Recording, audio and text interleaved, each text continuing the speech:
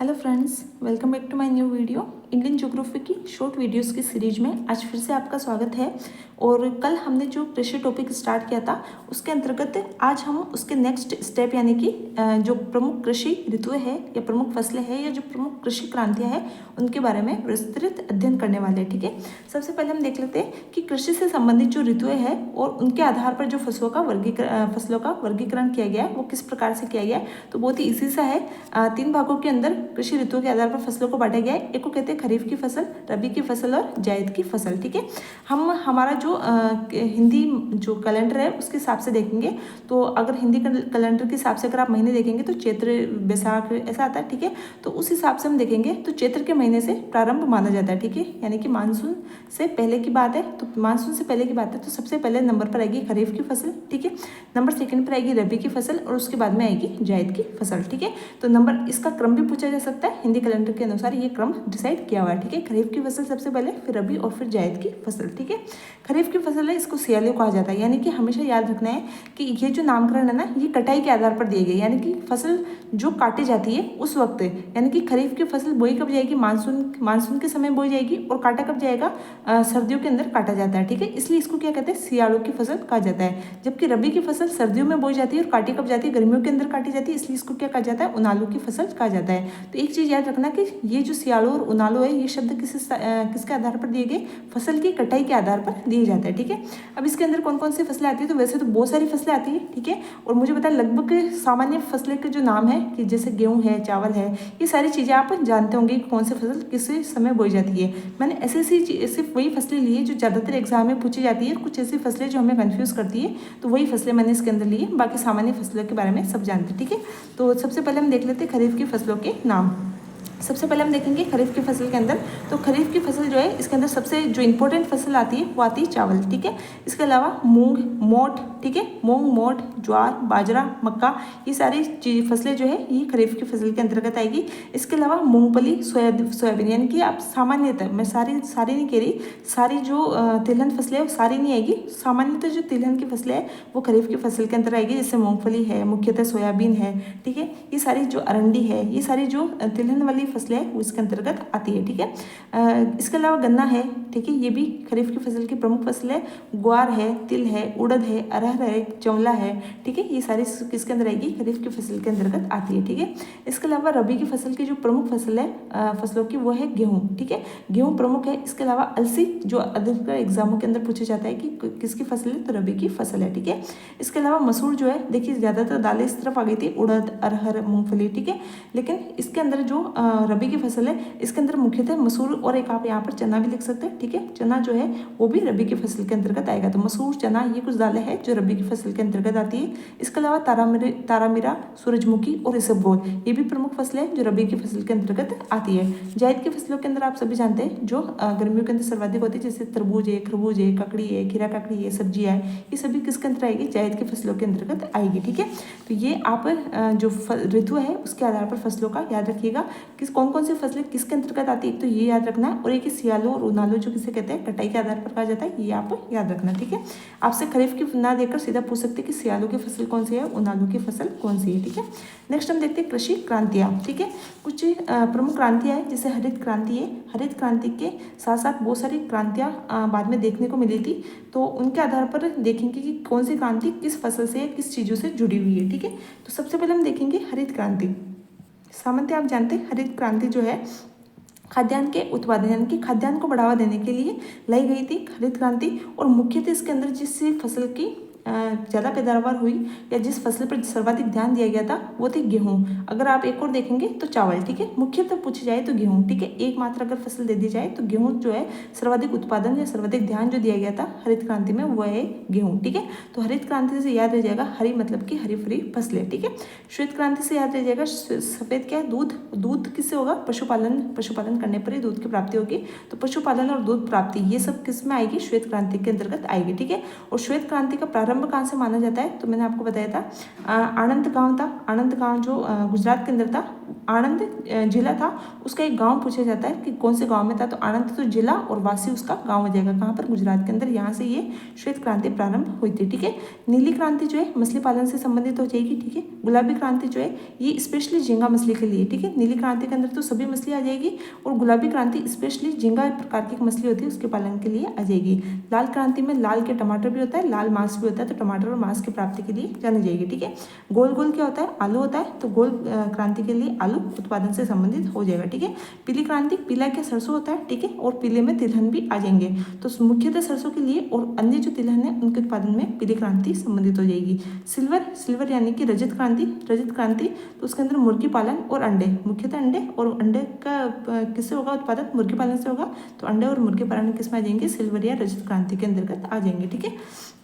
सुनहरी या गोल्डन क्रांति ये आ जाएगी मधुमक्खी पालन और शहद से, ठीक है। शहद, गोल्डन क्रांति मुख्यतः शहद से पूछा जाता है, और शहद की प्राप्ति किससे होगी, मधुमक्खियों के पालने से होगी, तो मधुमक्खी पालन और शहद से सुनहरी या गोल्डन क्रांति संबंधित है, ठीक है। बादामी क्रांति जो है, बादामी क्रांति मसाला उत्पादन से संबंधित है, ये इंपॉर्टेंट है, ये आप याद रखेंगे।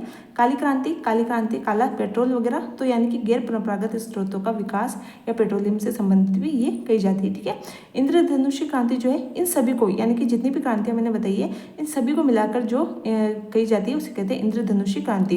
ये सारी जो क्रांति है ये लगभग जो प्रथम औद्योगिक क्रांति थी उसके अंतर्गत आई थी, जबकि इन सभी को मिलाकर यानी कि सभी का विकास हमें एक साथ करना है, एक एक को का उत्पादन नहीं करना है, तो इन सभी को मिलाकर एक नई क्रांति की शुरुआत की गई जिसे इंद्रधनुषी क्रांति कही जाती है, और इसी को द्वितीय हरित क्रांति के नाम से भी जाना जाता है। तो आपको इनमें से 4 ऑप्शन दे दिए जाए कि इनमें से निम्न में से कौन सी क्रांति को द्वितीय हरित क्रांति के नाम से जाना जाता है, तो आप याद रखेंगे इंद्रधनुषी जो क्रांति है इसे द्वितीय हरित क्रांति के नाम से जाना जाता है, ठीक है। प्रथम हरित क्रांति जो थी, आपको थोड़ा सा उसका विस्तृत देख लेते हैं। जो प्रथम हरित क्रांति थी उसके अंदर याद रखेंगे कि जो प्रथम हरित क्रांति है, शब्द किसने दिया था, ये शब्द पूछा जाता है, तो विलियम ग्रैंट जो थे इनके द्वारा ये शब्द दिया गया था। इसके जनक पूछा जाए तो विश्व लेवल पर यानी कि जो विश्व के अंदर इसके जनक कहा जाता है वो नॉर्मन बोरलॉग को कहा जाता है। भारत के संबंध में हम देखेंगे तो स्वामीनाथन जो है ये हरित क्रांति के, प्रथम हरित क्रांति के जनक माना जाता है, ठीक है। अभी हाल ही के अंदर नॉर्मन बोरलॉग अवार्ड दिया गया था, जो किसको दिया गया था याद रखेंगे, क्योंकि हाल ही में दिए गए तो इंपॉर्टेंट हो जाएंगे। नॉर्मन बोरलॉग अवार्ड जो है 2023 वो दिया गया था स्वाति नायक को, ठीक है। और भारत के अंदर जो स्वामीनाथन है उनके लिए जो अवार्ड दिया गया था, यानी कि स्वामीनाथन जो अवार्ड हाल ही में दिया गया था वो दिया गया था BR कंबोज को। दोनों अवार्ड याद रखेंगे, बोरलॉग अवार्ड स्वाति को और स्वामीनाथन अवार्ड BR कंबोज को दिया गया था, ठीक है।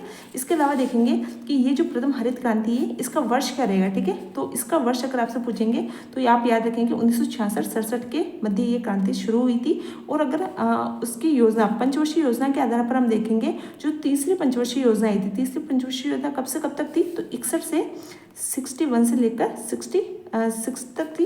तो 61 से लेकर 66 तक, यानी कि तीसरी पंचवर्षीय योजना जो है उसके अंत में, यानी कि जब वो तीसरी पंचवर्षीय समाप्त हो गई थी उसके बाद में जो अवकाश वर्ष आया था उसके अंदर ये हरित क्रांति प्रारंभ हुई थी, ठीक है। तो 66 से 67 एक याद रखेंगे।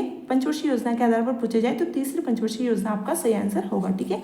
इसके अलावा 2 कार्यक्रम चलाए गए थे, एक का नाम था IADP, ठीक है, ये डिस्ट्रिक्ट लेवल पर चलाया गया था, और IAAP, ठीक है, ये लगभग राज्य स्तर पर चलाए गए थे, ठीक है। तो ये डिस्ट्रिक्ट स्तर पर और ये राज्य स्तर पर 2 प्रोग्राम चलाए गए थे, IADP और IAAP। इन दोनों की सफलता के परिणाम स्वरूप जो है इस क्रांति का प्रारंभ हुआ था, ठीक है। तो आपसे प्रश्न पूछा जा सकता है कि जो प्रथम हरित क्रांति थी उसका प्रारंभ किन 2 जो कार्यक्रम थे उनके सफलता के परिणाम स्वरूप हुआ था, ठीक है। तो IADP और IAAP, ठीक है। IAAP जो है 1963 के अंदर प्रारंभ हुआ था, और ये IADP जो है 1960 के अंतर्गत प्रारंभ हुआ था, ठीक है। इसे कहा जाता है IADP गहन कृषि जिला कार्यक्रम, जिला स्तर पर चला था, और गहन कृषि क्षेत्र कार्यक्रम यानी कि पूरे क्षेत्र को, बहुत सारे जिलाओं को मिलाकर एक क्षेत्र के रूप में विकसित करके ये कार्यक्रम प्रारंभ किए गए थे, ठीक है।